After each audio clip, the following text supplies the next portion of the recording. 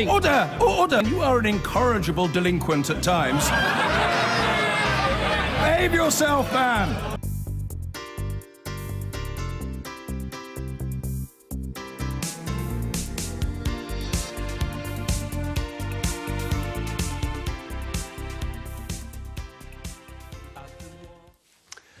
Now, hundreds of thousands of people could be denied access to justice due to the cuts to legal aid. The government is undertaking a review at the moment, but campaigners and lawyers have warned the system is at breaking point. Earlier this week, I travelled to Birmingham to talk to people fighting for justice for their loved ones. Club explosions were so devastating that the police have spent much of today establishing that no more bodies were lying under the rubble.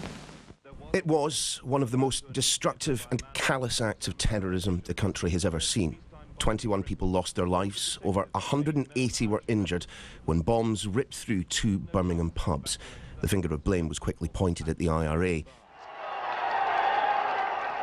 Yet the men convicted of this heinous act always protested their innocence, maintaining their confessions were coerced through physical and mental torture. Now recognised as one of the greatest miscarriages of justice in English legal history, the Birmingham Six were released in 1991, leaving the families of the victims bereft. Horrified, because like so many other people, we believed that they had murdered our loved ones, and when we found out that they had been overturned and that their convictions had been quashed, we felt as though we'd lost our loved ones all over again. Julie's sister Maxine was just 18 when she was murdered. In memory of her and the other lives lost, Julie now wears a necklace comprised of 21 teardrops. When they were released and their convictions were quashed, nobody in government, nobody in the senior management of West Midlands Police stood up and says, OK, if they didn't do it, who did do it?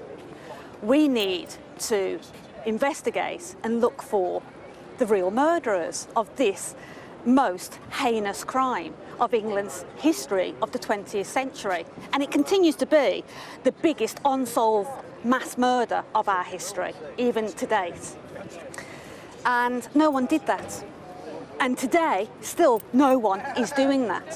Why are they not doing that? Well, that's a very good question. Why are they not doing that? I think that that is a question for West Midlands Police and for the government. We believe that it is because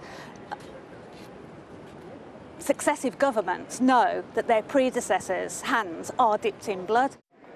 And so the families have turned to the reopened inquest to provide the answers they so desperately want. Yet the coroner has refused to allow those suspected of the crime to be named, even code-named.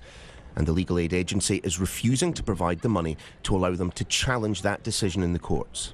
Very simple to say that the inquest's there to answer 4 questions: who, where, when and how.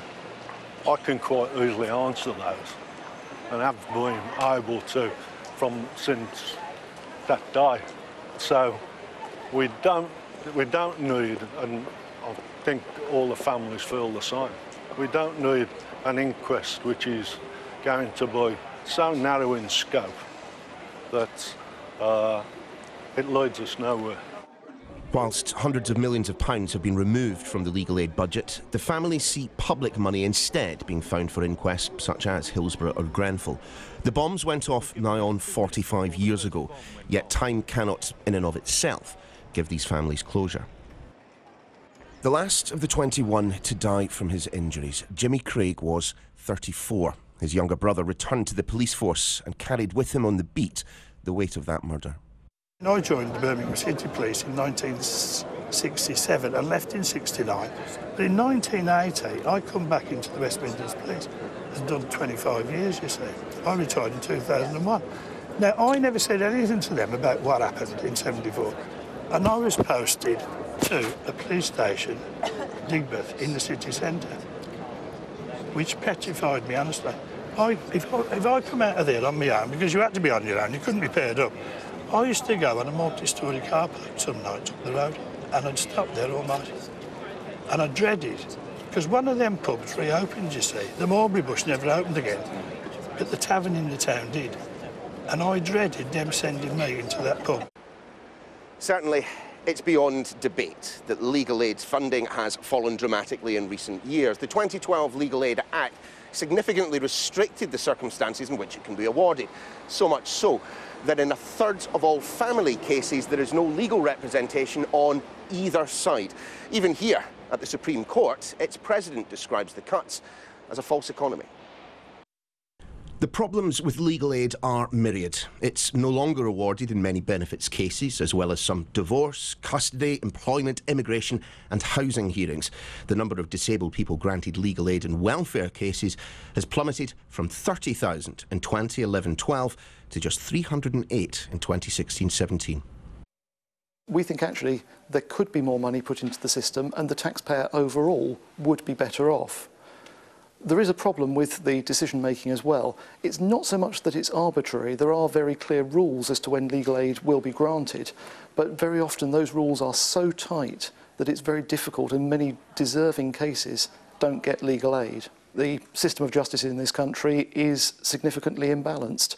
There are a lot of situations where people desperately need legal advice, legal representation, and they're not able to get it because the safety net that legal aid used to provide has now got so many holes in it that hundreds of thousands of people are falling through it. For the families of the Birmingham victims, it's doubly galling, as they've been supported in their battle for legal aid at the Court of Appeal by the very coroner whose decision they're attempting to overturn. To us, it appears that the legal aid agency are a law unto themselves where they are making decisions, because we were refused legal aid for the judicial review in January based on the fact that they told us that they believed that we had minimal chance of winning. Now, if we would have gone with their decision and not gone forward, that would have been another miscarriage of justice. How many miscarriages of justice do we need to have for the longest unsolved mass murder in England's history? Access to justice is a basic tenet of the rule of law. The restrictions placed on legal aid have clearly saved money, but they've also come at a cost.